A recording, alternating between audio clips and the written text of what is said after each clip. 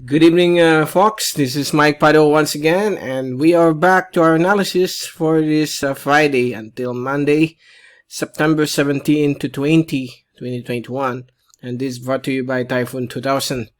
Let's begin with our update. Here is the latest graph set beginning today, Friday, until tomorrow, Saturday. The low pressure area 97W has weakened and has reformed over the Calamian Group of Islands and is expected to move out into the West Philippine Sea within the next 12 to 24 hours. And it may intensify here and become a strong LPA as it moves towards Vietnam in the next couple of days.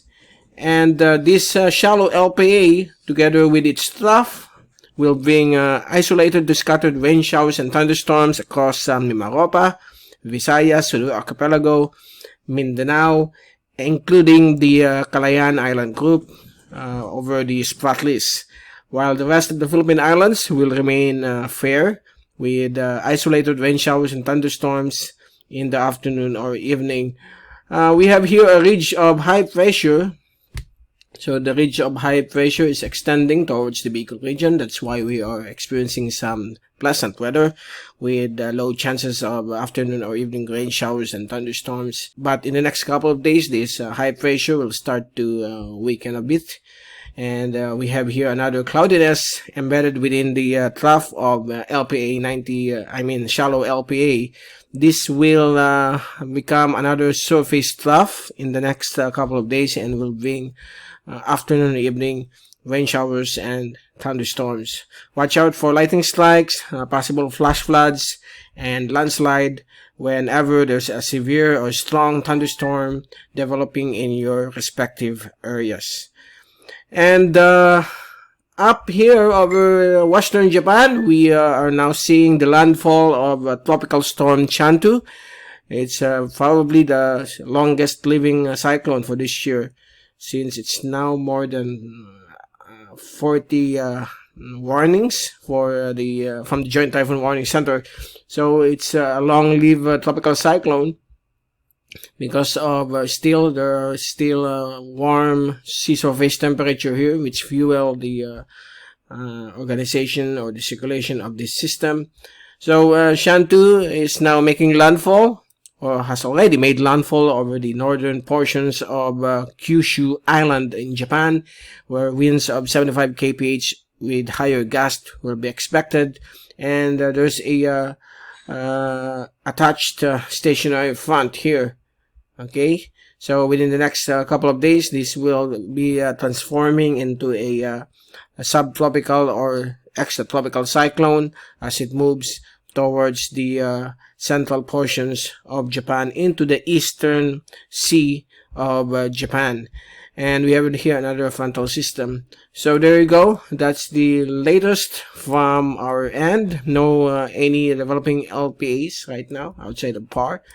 Here's the here's the fast animation from CIMSS tropical cyclone page. You can clearly see here the fast moving LPA, the shallow one, which could become 98W. Usually when the Joint Typhoon Warning Center weakens it into a shallow LPA, once it regenerates, it will be given a different tag ID. So it probably will become 98W as it moves in the general direction of Vietnam. While here we have another possible formation of a surface trough, but it's still part of the trough of the shallow LPA, but it will again be known as a surface trough in the next 24 to 48 hours.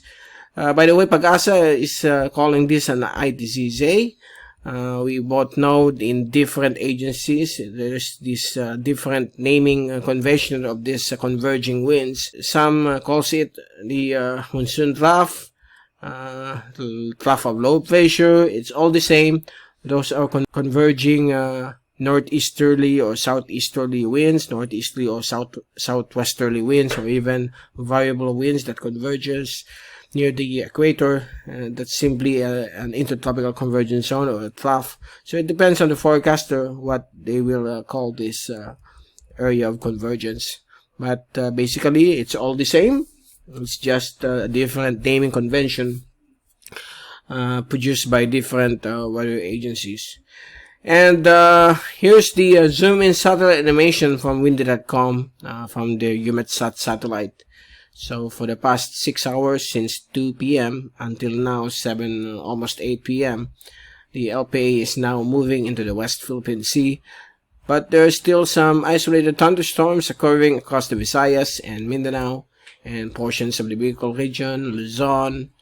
So we are seeing now the hint of a possible La Nina or emergence of another La Nina because of the absence of the southwest monsoon and above normal presence of the easterly surface wind flow over the western Pacific. And if we check now the latest European model forecast from the windy.com app, this is for the next 3 days until Monday. By tomorrow afternoon, the LPA will start to reorganize here over the Spratly Islands or in the vicinity of Kalayaan Island Group. And thunderstorms, local thunderstorms will continue to prevail in various parts of the country. And on Sunday afternoon, the LPA is approaching the eastern coastline of Vietnam. It might not develop into a tropical cyclone since it's already closer to land. Thunderstorms again prevailing across the Philippine Islands. And Monday afternoon, possible that the LPA has already made landfall over central Vietnam, while local thunderstorms will continue to prevail in across most parts of the Philippine Islands, and out here over the Western Pacific, it's all clear.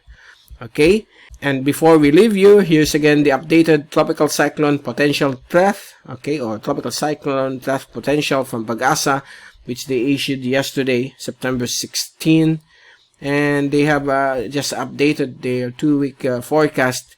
So here's now the LPA 97W weakening into a shallow LPA, but it may become active over the West Philippine Sea and South China Sea. That will be on week 1, September 16 to 22. Next week, September 23 to September 29, there's a high likelihood of a low pressure area becoming a tropical cyclone along Hainan and the central or northern coastline of Vietnam. While over the Philippines, we can see some good weather conditions without any LPA forming during the last week of September. So there you go. That's the latest for this weekend, and we will return on Monday to give you more update on the weather. From Typhoon 2000, this is Mike Padua reporting. Stay safe always. Be #WeatherWiser. Happy weekend to all, and thank you so much for watching our channel.